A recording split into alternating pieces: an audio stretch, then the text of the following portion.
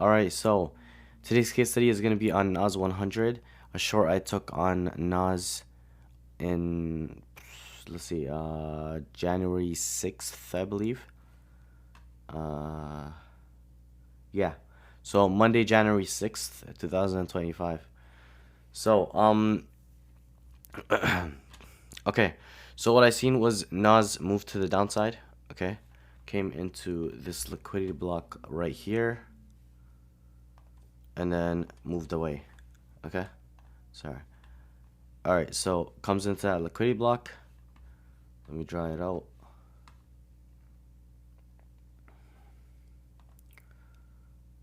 Right there. Okay, so now it taps into that liquidity block and then it moves away, resulting in taking out this high right here, which results in a break of structure to the upside. Okay, so now that there's a break of structure to the upside, buyers are in the market, right? Buyers want to be getting involved. Okay, so they're waiting for that pullback, which doesn't really happen, doesn't come to that little discounted area for them to buy. Price moves away, right? And then finally comes back, okay? And now has that pullback. So what ends up happening is, you can see right there. I'm just grabbing the wicks, by the way, because I'm sitting on the 4-hour time frame. So on lower time frames, obviously, those are supply and demand zones, or POIs, or whatever you want to call it. So yeah, market comes here, taps into it, has some reactions, as you can see, this bullish candle right here, and then starts moving to the downside. Okay, so once it moves to the downside, you can see buyers got trapped, and then ever since then it's just been slowly inching down, right? So this right here, right, we call it a channel, but smart money concepts like to look at that as their slowdown of price, right? They want to see that slowdown before that impulse, right? Before that impulsive move that comes for newer highs or whatever. So the market comes into this area, right? Because this swept all these lows right here. Okay, you can possibly see there's some reactions from here. From here, as you can see, it gives you those reactions, and then does what? Takes out this high right here. Okay, so once the market takes out this high, now that's a break of structure to the upside again. Okay, so once over here, then the market pulls back into this area. So you can look at it in terms of smart money concepts. Look at this. You got your BOS to the upside right here. Let me write it down. BOS. And then, 1 second. Let's take this tool, text box. Okay, BOS. You got your BOS right here. And then price comes all the way back to that POI. And then you can see that slowdown of price. Price comes in, taps into the POI, and then has a move, an impulsive move to the upside again, resulting in another BOS, right? Inducing more buyers into the market.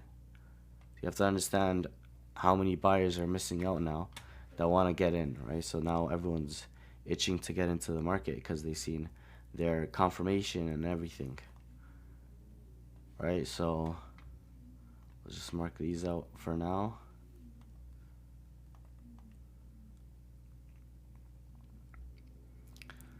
All right, so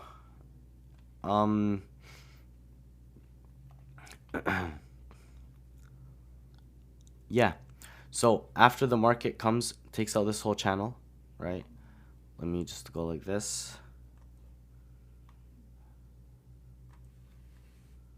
Let's make it red. this one as well, and there you go. All right, so after clearing all that liquidity, okay, that channel right there, the market comes and taps into this liquidity block. Now I will zoom in to show that it is an actual liquidity block, because you can't really see it from here. But if you zoom in, you can see it's a liquidity block. Okay, so after the market moves away, right, taking out this the entire channel, resulting in another break of structure to the upside, all it does is induce more buyers, right? So market respected this low once over here, respected it again for the second time over here, and then also has a BOS to the upside. So now you know there's liquidity below, right? And that's what I seen. I seen liquidity below. I seen there was liquidity below here. I seen sellers just got trapped, okay? Taking all these highs.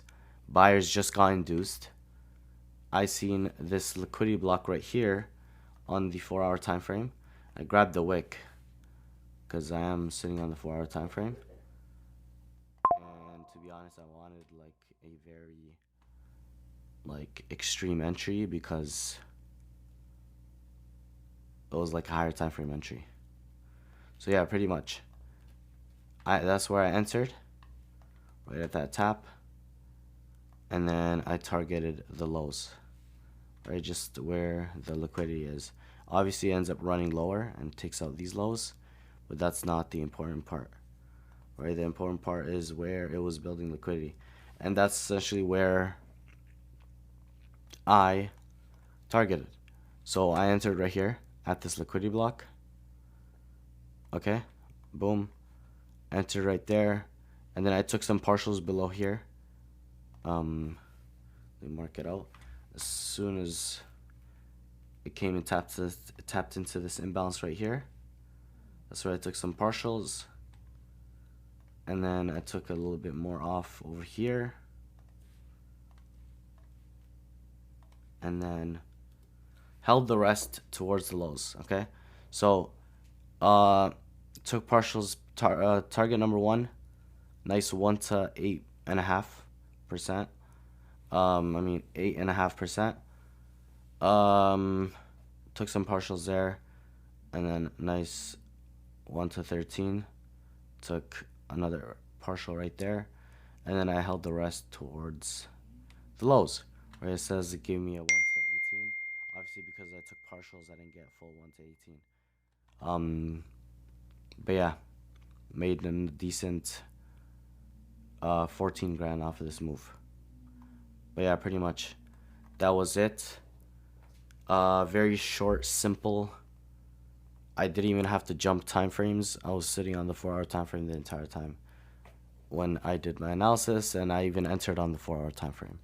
So yeah, that's about it. And I'll see you guys in the next case study.